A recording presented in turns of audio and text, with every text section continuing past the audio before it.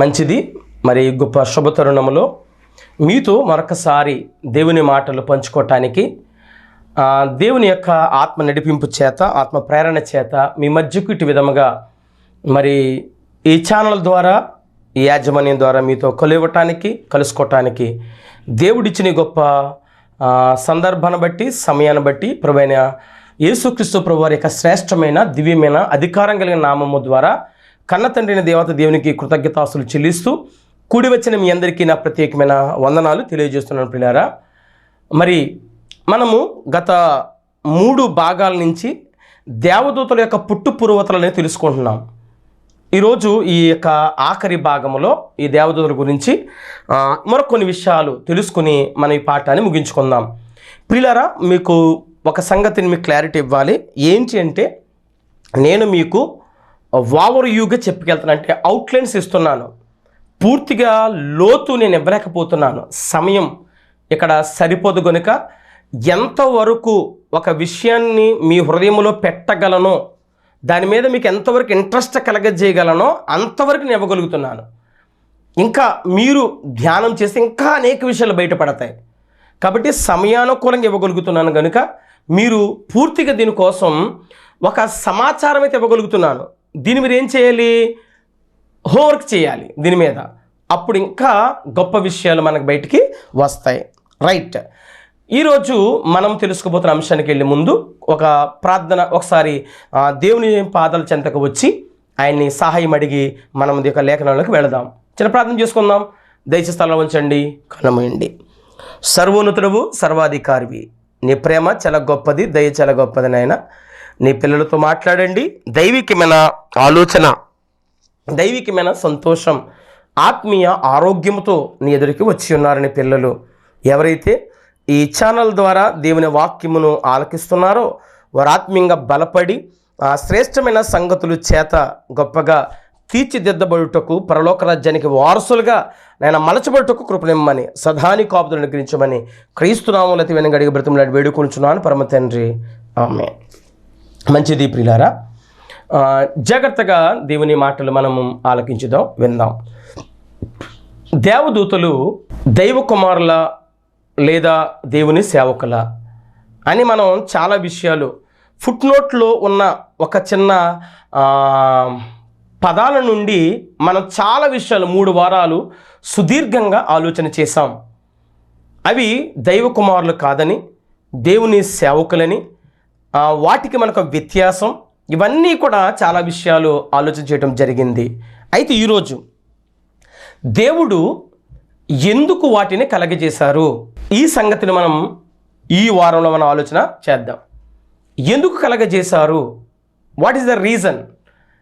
వాటిని క్రియేట్ చేయటానికి దేవుని యొక్క ఆలోచన, దేవుని యొక్క సంకల్పం, దేవుని యొక్క ఉద్దేశం, ఆయన ప్లాన్ ఏంటో ఈరోజు మనం తెలుసుకుందాం. దేవదూతలని దేవుడు ఎందుకు కలగజేశారు, అది ఈరోజు పాఠం. శ్రద్ధగా విందాం. మంచి మంచి టైటిల్స్ మీరు వింటున్నారు. ఈ టైటిల్ ద్వారా మీరు ఆ విషయాన్ని మీరు అవగాహన చేసుకోవాలని ప్రభు పేరట మనవి చేస్తున్నాను.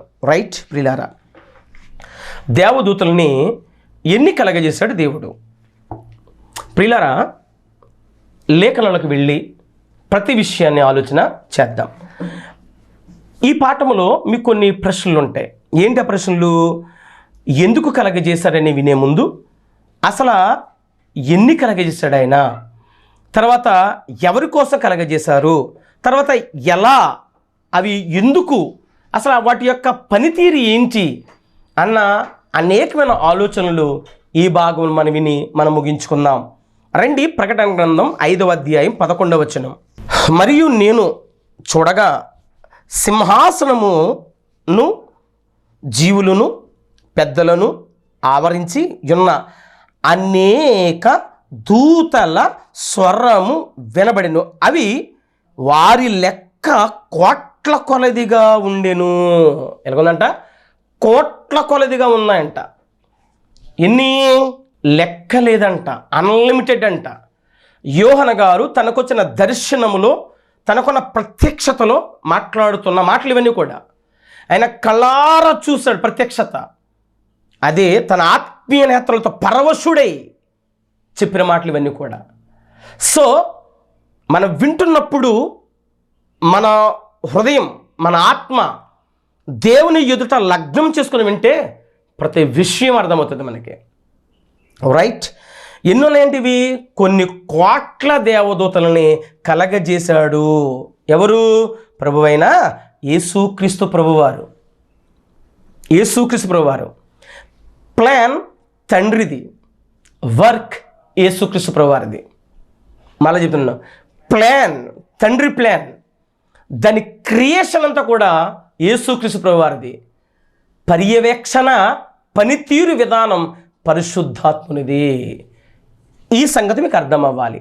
అయితే కొన్ని కోటాను కోట్లు కలగజేశాడు యేసుక్రీస్తు ప్రభువారి దేవదూతలన్నీ కూడా. ఎవరి కోసం? ఎవరి కోసం? మన కోసము. మన కోసం. ఎందుకు మన కోసం? మనము దేవుని పోలిక, దేవుని స్వరూపం, ఆయన ప్రతిబింబాలం, ఆయన ప్రతిరూపాలం మనం. అందుకు మన గురించి వీటిని కలగచేశాడు. ప్రియమైన దేవుని సంగమా, వాటికి ఇవ్వలేదు దేవుని స్వరూపం, వాటికి ఇవ్వలేదు దేవుని యొక్క పోలిక, వాటికి ఇవ్వలేదు దేవుని ప్రతిబింబం. మనకిచ్చాడు ఆయన, మనకిచ్చాడు. అవి అందుకే మనల్ని ఆయన కన్నాడు. అవి అనగా కలిగాయి. అదే మీరు బాగా పదే పదే వినాలి ఈ మాట, మీరు పదే పదే గుర్తు చేసుకుని ఈ మాట. అయితే మనం ముందుగా ఏం చూసామంటే, ఎన్ని కలగజేశాడు? కొన్ని కోటాను కోట్ల దేవదూతల్ని కలగజేశాడు. ఎవరి కోసం కలగజేశాడు? మన కోసమైనా కలగజేయటం జరిగింది. కలగజేయడం జరిగింది. అయితే ఎలా ఉన్నాయి అవి? ఎలా ఉన్నాయి? ఎందుకు కలగజేశాడు అన్న పాయింట్లు జాగ్రత్తగా మనం విందాం. బాగా అర్థమైంది పాఠం, చాలా క్లారిటీగా వినండి. మళ్ళా మీరు వినండి, మీరు ఆలోచన చేయండి. ఓకేనా? రైట్. కీర్తనల గ్రంథం ఎలా ఉన్నాయి ఇప్పుడు? ఆ దేవదూతలు ఎలా కలగజేశాడు ఆయన చూద్దాం. 148వ కీర్తన మొదటి 5 వచనాలు చూద్దాం. యెహోవాను స్తుతించుడి. బాగుంది, వెరీ గుడ్. ఎవరంట? ఆకాశవాసులారా. ఎవరంట? ఆకాశములో నివాసం ఉండేవాళ్ళంట. ఆకాశవాసులారా దేవుని స్తుతించండి. ఉన్నత స్థలముల నివాసులారా ఆయన స్తుతించండి. ఇంతకీ ఆకాశవాసులు, ఉన్నత స్థలం నివాసులు ఎవరంట? ఆయన దూతలారా మీరందరూ ఆయన స్తుతించండి. ఆయన దూతలే, ఆయన సైన్యములారా మీరందరూ ఆయన స్తుతించండి. ఇంతకీ ఆయన దూతలు, ఆకాశవాసులు, ఉన్నత నివాసులు, ఆయన సైన్యములు అంటే సూర్య చంద్రలారా ఆయన స్తుతించండి. కాంతిగల నక్షత్రములారా మీరందరూ ఆయన్ని స్తుతించండి. పరమాకాశములారా, ఆకాశం పైన జలములారా ఆయనని స్తుతించండి. యెహోవా ఆజ్ఞగా అవి పుట్టాయి. ఏవి పుట్టాయి? అదే మీతో చెప్పాను గడిచిన వారంలో. ఆయన అనగా కలిగాయి దేవదూతలు. దేవుడు ఆజ్ఞయవగా కలుగును గాక అన్నాడంతే. కలిగాయి. కలిగి ఉన్నది ఏది ఆయన లేకుండా కలగలేదు. యేసుక్రీస్తు ప్రభువు లేకుండా. ప్రధాన శిల్పి ప్రభువైన యేసుక్రీస్తు ప్రభువారు. చెక్కింది ఆయనే, చెక్కమన్న దేవుడు, చెయ్యమన్నది దేవుడు, చేసింది ప్రభువైన యేసుక్రీస్తు ప్రభువారు. బాగా ఆలోచించండి ప్రియమైన దేవుని సంగమా. ఎంత బాగుంటుందో బైబిల్ అండి, ఎంత బాగుంటుందో. అంటే దేవదూతలే ఆయన సైన్యం, దేవదూతలే ఆకాశ మండలాలు, దేవదూతలే ఉన్నత స్థల నివాసులు, దేవదూతలే కాంతిగల నక్షత్రాలు, దేవదూతలే సూర్య చంద్ర తారలు, దేవదూతలు ఇవన్నీ కూడా. అర్థమైందండి? అంటే జలము ద్వారా దేవదూతలే. అంటే మన కంటికి కనబడుతున్న ఈ సృష్టి అంతా దేవదూతలు. దేవదూతలు. అర్థమైందా? అంటే ఎన్ని కోటాను కోట్ల దేవదూతలు ఉన్నాయి. ఎలా కలిగాయంటే ఆజ్ఞగా కలిగాయి. ఎవరి కొరకంటే మన కొరకు కలగజేశాడు. అయితే ఇప్పుడు ఎలా ఉన్నాయి? ఎందుకు అంటే ఇప్పుడు ఎలా ఉన్నాయి చూస్తున్నాం. ఎలా ఉన్నట్టే నక్షత్రాల రూపంలో ఉన్నాయి, ఎలాగున్నాయి సూర్యచంద్ర రూపంలో ఉన్నాయి. ఎలాగున్నాయంటే ఈ సృష్టి యావత్తు కూడా దేవదూతలే. దేవదూతలే. అందుకే పంచభూతాలు అన్నాడు పేతురు గారు. పంచభూతాలు అంటే పంచ అంటే 5. 5 దేవదూతలు. భూతం అంటే ఆత్మ. ఒకసారి లూకా సువార్తకు రండి, భూతం అంటే చూపిస్తాను మీకు. 24వ అధ్యాయము 38వ వచనం. 38వ వచనం. అప్పుడు ఆయన, ఎవరు? యేసుక్రీస్తు ప్రభువు తన శిష్యులు కనబడుతున్న రోజు అది. అప్పుడు జరుగుతున్న మాటలు అవి, సమాధి గెలిచిన తర్వాత. అప్పుడు ఆయన అంటే ఎవరు? యేసుక్రీస్తు ప్రభువారు. 37వ వచనం. అయితే వారు దిగులుపడి భయక్రాంతులై, ఎవరు శిష్యులు భయక్రాంతి, భూతము తమకు కనబడినని తలంచిరి. భూతం పైన ఒకటి ఉంది, కిందేముంది? మూల భాషలో ఆత్మ. అంటే భూతం అంటే ఏంటి? ఆత్మ అని అర్థం. అంటే ఆత్మ అంటే దురాత్మ ఒకటి ఉంది, పరిశుద్ధాత్మ ఒకటి ఉన్నాడు. మనకు అర్థం అవ్వాలి. దురాత్మ ఒకటి, పరిశుద్ధాత్మ ఒకటి. మనకు అర్థం చేసుకుంటాములో చాలా జాగ్రత్త అర్థము చేసుకోవాలి. సో ప్రియులారా, పంచభూతాలు అంటే 5, భూతం అంటే ఆత్మ, 5 దేవదూతలతో ఈ సృష్టినంతా కలగజేశాడు ఆయన. మీరు ఆదికాండం 1వ అధ్యాయం 1వ వచనం చదువుకుంటూ వస్తే ఆయన మనకు కనబడతాం. ఒకటి వెలుగు, తర్వాత జలములు, తర్వాత భూమి, తర్వాత ఆకాశం. అదేనండి, ఇవన్నీ మనకు కనబడుతుంటే భూమి అన్న ఒక దేవదూత నుంచి అనేకమైన దేవదూతలు వచ్చాయి. మొక్కలు, గడ్డి, పళ్ళు, పూలు అన్నీ. జలము ఒక దేవదూత, ఆ దేవదూతల నుంచి అనేక దేవదూతలు వచ్చాయి. పక్షులు, చేపలు, ఇవన్నీ కూడా. ఆకాశం ఒక దేవదూత, సూర్యచంద్ర నక్షత్రాలు వచ్చాయి. అంటే దేవదూతల నుండి దేవదూతలను కలగజేశాడు ఆయన. అర్థమైందండి? అంటే సృష్టి అంతా పంచభూతములు, అంటే సృష్టిని కలగజేసిందంతా దేవదూతలన్నమాట అని మనకు అర్థం అవ్వాలి. అంటే దేవదూతలు ఆత్మలు ఇప్పుడు మనకి ఎలా కనబడుతున్నాయి అంటే వస్తు రూపంలో కనబడుతున్నాయి, ద్రవ రూపంలో కనబడుతున్నాయి మనకి. సూపర్ థియరీ అండి. బాగా మనసు పెట్టి జాగ్రత్త వినండి. మీకు ఉన్న ప్రతి డౌట్ క్లారిటీ రావాలండి. అంటే ఈ సృష్టిని దేవుడు దేనితో కలగజేశాడంటే పంచభూతాలు అంటున్నాం. ఏంటి పంచభూతాలు అంటే 5 దేవదూతలతో ఈ సృష్టిని అంతా చేయడం జరిగింది. దేవదూతల ద్వారా దేవదూతలు కలిగినాయి అన్నమాట. ఇంకో విషయం చెప్పనా, ఈ శరీరము కూడా 5 దేవదూతలతో కట్టాడు ఆయన. అందుకే ఈ భూమిలో ఏముందో ఖనిజాలు మన యొక్క బాడీలో కూడా అవే ఖనిజాలు ఉంటాయి. ఈ శరీరం కూడా దేవదూతలు కట్టాడు ఆయన. పంచభూతముల సమస్త సృష్టిని కలిగించినాడు. అన్ని చెట్లు, పక్షులు, జంతువులు, జలచరాలు వీటన్నిటిని పుట్టించాడు. అన్నీ కూడా కోటాను కోట్ల దేవదూతలు. సో దీన్ని బట్టి ఏమర్థం అవ్వాలంటే ఈ శరీరాన్ని దేవదూతలతో కట్టింది. ఈ భూమి, ఈ సృష్టి మొత్తం దేవదూతలు కట్టిందంటే ఈ దేవదూతలతో కట్టిన ఈ సృష్టి అంతా దేని కొరకంటే ఈ 6 అడుగుల దేహానికే, ఈ శరీరానికే. శరీర సంబంధమైన దేవదూత ఆరాధన ఎందు ఊరక ఉప్పొంగుచ్చు అంటాడు కొలసీ పత్రికలో. దేవదూత ఆరాధన శరీర సంబంధ ఆరాధన, అది పౌలు గారికి తెలిసింది, మనకు కూడా తెలియాలి. అంటే శరీర సంబంధమైన ఆరాధన. కారులు ఎక్కడి నుంచి వస్తున్నాయి, బంగారం ఎక్కడి నుంచి ఉంది, వెండి ఎక్కడి నుంచి, రాగి ఎక్కడి నుంచి భూముల నుంచే కదా. అంటే దేవదూతల నుంచి దేవదూతలు, ఇవన్నీ దేవదూతలే. మట్టి, బంగారం, వెండి అన్నీ కూడా దేవదూతల ప్రియమైన దేవుని సంగమా. ఇవి ఆత్మలు మనకు వస్తు రూపంలో కనబడుతున్నాయి, ద్రవ రూపంలో కనబడుతున్నాయి. ఎన్నున్నాయి? కోటాను కోట్ల దేవదూతలు. అన్నీ కూడా ఈ మానవ దేహానికి. ఈ మానవ దేహం 5 పంచభూతాలు. ఈ సృష్టి అంతా పంచభూతములతో కట్టాడు ఆయన. అదండి దేవుని ప్రేమ. మనమంటే ఎంత జాగ్రత్త, మన మీద ఎంత ఇష్టం. మనమంటే ఎవరమే? ఆత్మ. మనము ఆత్మగున్న మనం శరీరాన్ని దాల్చుకున్నాం, పనివాడు. అందుకే మనం యజమానుడము, శరీరం ఆత్మ పనివాడు. అంటే యజమానుడికి పనివాడిని ఇచ్చాడు, పనివాడిని పనిలో వాడాలి.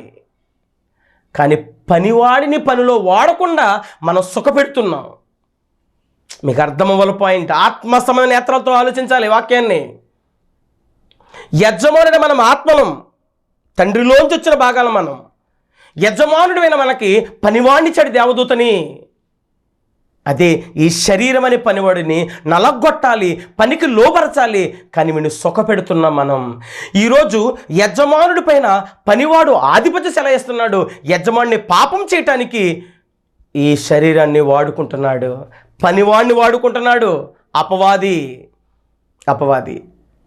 కాబట్టి ఈ శరీరం దేవదూతతో కట్టాడైన ఈ సృష్టి కూడా దేవదూతలతో కట్టడం జరిగింది. మీకు ఇంకా క్లారిటీ ఇవ్వడానికి ఒక వచనం చూద్దాం. హెబ్రీయులకు రాసిన పత్రిక మొదటి అధ్యాయం రండి. హెబ్రీయులకు రాసిన పత్రిక మొదటి అధ్యాయం 7-9 వచనాలు. అందరూ బైబిల్ తీయండి. తన దూతలను వాయువులుగాను, తన దూతలు దేవుని దూతలను వాయువులుగాను, 4 ఫుట్ నోట్లు ఏముంది, 4లో ఆత్మలుగాను. ఓహో, వాయువులుగా చేసిన దేవదూతలు ఎవరు అంటే ఆత్మలు, సేవకులైన ఆత్మలు. తన దూతలను వాయువులుగాను అంటే ఆత్మలుగాను, వాయువు అంటే గాలి అంటే బాగా వినాలి. ఆత్మలు, దేవదూతలు ఆత్మలు, సేవకులైన ఆత్మలు. ఈ ఆత్మలే దేవదూతలు, ఈ దేవదూతల పనివారు, ఈ పనివారే దాసులు, సేవకులు. వీళ్ళను మనకి సేవ చేయడానికి దేవుడు ఉంచాడు. ఇంతకీ మనకి సేవ చేయడానికి ఏ టైపుగా వాళ్ళని మలిచాడంట?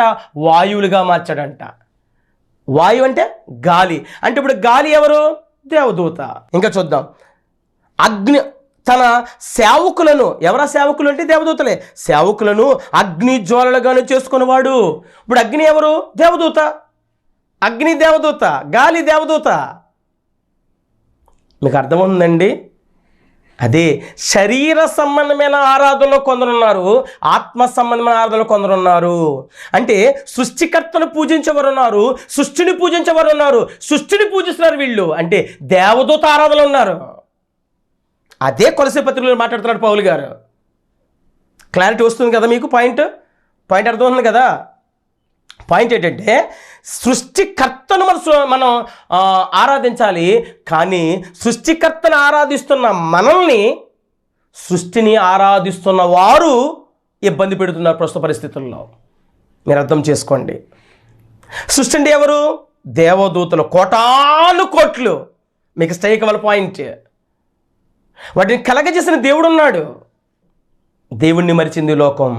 అందుకే సృష్టిని పూజిస్తున్నాం, సృష్టికర్తని మరిచి ఉన్నాం.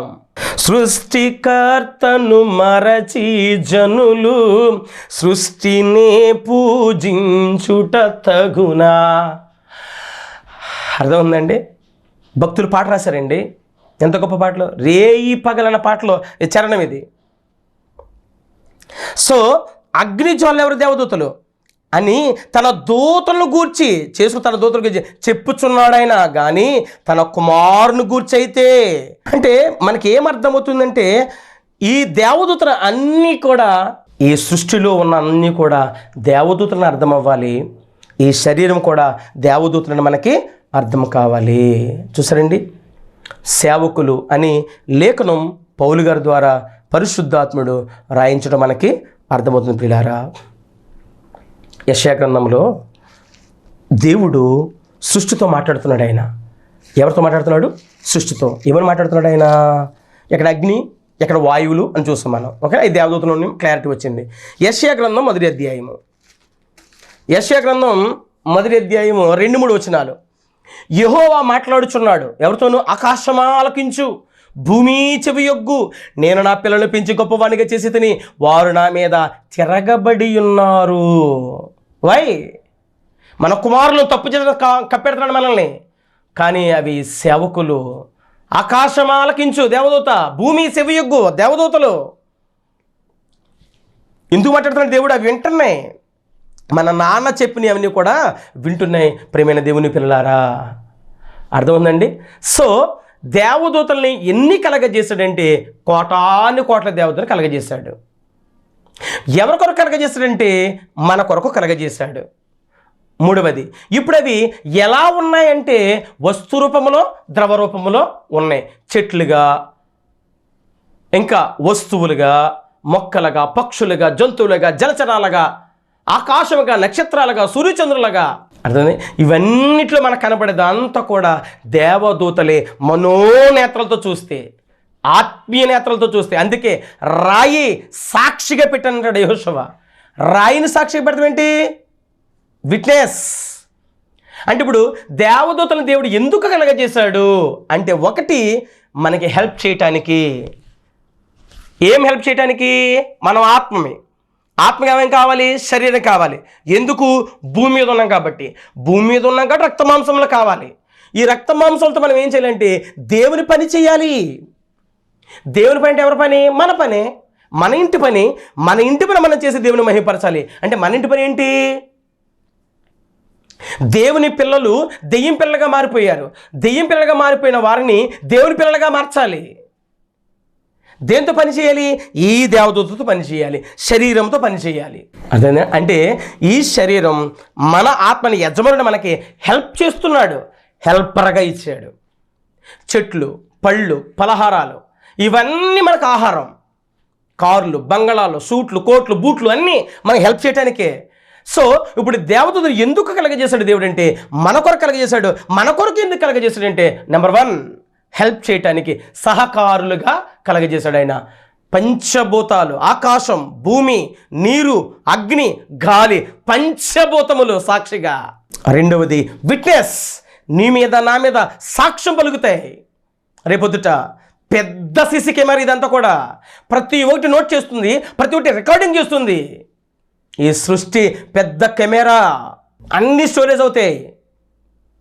నువ్వు చేస్తున్న ప్రతి రహస్యమైన పని, రహస్యమైన పాపం, నువ్వు చేస్తున్న దుర్మార్గం, నువ్వు పన్నుతున్న పన్నాగాలు అన్నీ చూస్తున్నాయి. ఇది రెండవది. 1 నీకు సహకారంగా ఉంటాయి, 2 నీ మీద సాక్ష్యంగా పలుకుతాయి, నెంబర్ 3 నిన్ను శిక్షించడానికి. దేవుని మాట వింటే నీకు హెల్ప్ చేస్తే, దేవుని మాట వినకపోతే నిన్ను చంపేస్తాయి. చంపేమంటాడు దేవుడు. భూకంపమా రా, తుఫాను రా, సునామీ రా, అగ్ని గంధకాల కురు, ఆకాశంలో వడగండ్లు పడు. ఎందుకు? జలము, ఆకాశంలో జలం మొత్తం కూడా తూములు ఇప్పేస్తాడు. నిన్ను శిక్షించడానికి అవి కలగజేశాడు, నీకు హెల్ప్ చేయడానికి కలగజేశాడు, నీ మీద సాక్ష్య పలకడానికి కలగజేశాడు. అగ్ని, రేపు అగ్నిగుండం దేవదూత. అందుకే రోమపత్రిక ఒక మంచి మాట ఉంటుంది, చదువుకుందాం ఒకసారి. రోమపత్రిక 8వ అధ్యాయము 19 నుంచి చదువుకుందాం. 19 నుంచి. దేవుని కుమారుల ప్రత్యక్షత కొరకు, దేవుని కుమారులు అంటే మనం, దేవుని కుమారుల ప్రత్యక్ష కొరకు సృష్టి మిగుల ఆశతో తేరు చూచుచు కనిపెట్టుచున్నది. సృష్టి తేరు చూడటం ఏంటి? ఓహో, సృష్టికి తేరుచోట కళ్ళు ఉన్నాయా? సృష్టికి మనసు ఉందా? సృష్టికి హృదయం ఉందా? సృష్టికి అన్నీ తెలుసా? తెలుసు. ఎందుకు తెలుసు? ఆత్మలు కనుక, దేవదూతలు కనుక. సృష్టి ఎవరి కోసం చూస్తుంది? దైవ కుమారుల ప్రత్యక్షత కొరకు, దేవుని కొరకు బ్రతికే పిల్లల కొరకు చూస్తుందంట సృష్టి. మిగుల ఆశతో తేరు చూచుచున్నది, కనిపెట్టుచున్నది. ఎలా అనగా సృష్టి నాశముకు లోనైన దాస్యములో నుండి విడిపింపబడి దేవుని పిల్లలు పొందవు మహిమగల స్వాతంత్ర్యము పొందుదునన్న నిరీక్షణ కలదై. ఎవరు? దానికి ఒక నిరీక్షణ ఉందంట సృష్టికి. ఎందుకు నిరీక్షణ ఉంది? అక్కడి నుంచి వచ్చే గనుక. ఎక్కడి నుంచి? పొందబోయే మహిమ. ఎవరు పొందబోయే మహిమ? దేవుని కుమారులు పొందబోయే మహిమ. దేవుని కుమారులు పొందబోయే మహిమను అవి కూడా పొందాలంట. అవి ఎందుకు పొందాలంటే అవి అక్కడి నుంచే వచ్చాయి, వాటి అడ్రస్ అక్కడి నుంచే, పరలోకం నుంచే. నాశముకు లోనైన దాస్యములో నుండి విడిపడి, అంటే ఇది నాశనానికి లోనైంది. దాస్యముల సృష్టి అంతా ప్రస్తుతం ఈ లోకమంతా ఇక్కడి నుంచి విడుదల కావాలి అంటే ఇప్పుడు వస్తు రూపంగా, ఇప్పుడు వాయు రూపంగా, అగ్ని రూపంగా కనబడుతున్న ఈ కంటికి కనబడుతుంది ఇదంతా కూడా ఈ దేవదూతలు ఇప్పుడు బంధింపబడి ఉన్నాయి. ఎలాగా? ఈ రూపాల్లో దీనికి విడుదల కావాలని చూస్తుందంట. విడుదల కావాలని చూస్తుందంట. అబ్బా, ఎంత బాగుందండి వాక్యం. దేవుని పిల్లల పొందు మహిమ గల స్వాతంత్ర్యము పొందుదునను నిరీక్షణ కలదే, స్వేచ్ఛగా కాక దాన్ని లోపరిచిన వాని మూలముగా. ఎవరు? ఆదాము గారి ద్వారా. ఆదాము గారు దాసులోకి వెళ్ళిపోయింది సృష్టి అంతా కూడా. లోపరిచిన వాని మూలముగా వ్యర్థపరచబడిను సృష్టి యావత్తు ఇది వరకు ఏకగ్రీవముగా మూలుగుచు ప్రసవ వేదన పడుచున్నదని ఎరుగుదుము. ఎందుకు? విడుదల కావాలి. ఎప్పుడు దేవుని కుమారులు, దేవునికి ఇష్టమైన పిల్లలు, దేవునికి నచ్చిన పిల్లలు, దేవుని సంకల్పం ఉన్న పిల్లలు ఎవరైతే వస్తారో వారి యొక్క మార్గములలో, దేవుని మార్గంలో ఎప్పుడైతే నడుస్తారో, దేవుడు పరలోక రాజ్యంలో ఎంతమంది ఉండాలో అంతమంది లిస్టు పూర్తయిపోతే నిత్య జీవనికి ఎంతమంది వెళ్ళాలన్న ఒక లిస్ట్ ఉంది. నిత్య జీవనికి ఎంతమంది వెళ్ళాలన్న ఒక లిస్ట్ ఉంది. ఆ లిస్టులో మొత్తం చేరిపోతే యేసుకృష్ణుడు వచ్చేస్తారు. యేసుకృష్ణ రాగానే మనల్ని ఆయన తీసుకెళ్ళిపోతారు. ఈ సృష్టి దేవదూతల రూపం వచ్చేస్తుంది అంట మరలా. అదే పంచభూతాలతో కాల్చటం అంటే మార్పు. ప్రసవ వేదన పడుతూ మూలుగుతున్నాయి. ఎప్పుడు విడుదల, ఎప్పుడు విడుదల, ఎప్పుడు విడుదల? ఆ తండ్రి దగ్గరికి వెళ్ళిపోవాలి. ఆ తండ్రిని దేవాతి దేవుని చూడాలి. ఆయన దగ్గర 2 రెక్కలతో కళ్ళు కప్పుకోవాలి, 2 రెక్కలతో కాళ్ళు కప్పుకోవాలి, 2 రెక్కలు ఎగులుతూ పరిశుద్ధుడు పరిశుద్ధుడు పరిశుద్ధుడు పరిశుద్ధుడని ప్రతి గానములతో దేవుని మహిమపరచాలి, దేవుని స్తుతించాలి, దేవుని ఆరాధించాలి, దేవుని పిల్లలకి సేవ చేయాలి. అది ఇంటెన్షన్ దేవదూతలది. ఎప్పుడు విడుదల కలుగుతుంది అని ఎదురు చూస్తున్న దేవదూతలు. కాబట్టి పిల్ల ఎందుకు కలగజేసిన దేవదూతలు అంటే 3 విషయాలు. 1, నీకు సహాయం చేయడానికి. 2, నీ మీద సాక్ష్యం పలకడానికి. నెంబర్ 3, నిన్ను శిక్షించడానికి, నన్ను శిక్షించడానికి. ప్రియమైన దేవుని సంగమా, కాబట్టి అటువంటి సృష్టి సమస్తము కూడా దేని కొరకంటే ఈ శరీరము కొరకే ఈ సృష్టిలో ఉన్నదంతా. మరి లోపల మన యజమానికి ఏంటి? ఈ సృష్టిలో ఉన్నదంతా శరీరానికేనా? ఎస్, అంతా శరీరానికే. మరి ఆత్మ యజమానుడు మనకి వాక్యం. మన ఆత్మని యజమానుడు మనకి ఒకటే వాక్యము మాత్రమే మనకుంది. ఆ వాక్యాన్ని మనం ప్రతిరోజు కూడా ధ్యానం చేయాలి. వాక్యముతో అంతరంగ పురుషుడు ఆత్మ, బాహ్య పురుషుడు శరీరం. ఈ అంతరంగ పురుషుణ్ణి దినదినం నూతనపరచడానికి దేవుని వాక్యం అక్షయ ఆహారం నువ్వు భుజిస్తూ ఉండాలి. జీవపు రొట్టె తింటూ ఉండాలి. ఆ జీవపు రొట్టె అక్షయమైన ఆహారమే పరిశుద్ధమైన లేఖనం, దేవుని మాట. రొట్టె వలన మాత్రమే కాదు మనిషి జీవించేది, దేవుని నోటి నుంచి ప్రతి మాట వల్ల జీవిస్తాడు. ఆత్మ దేని చేత దీవింపబడుతుందంటే వాక్యము చేత. ఆ వాక్యమే జీవాహారం.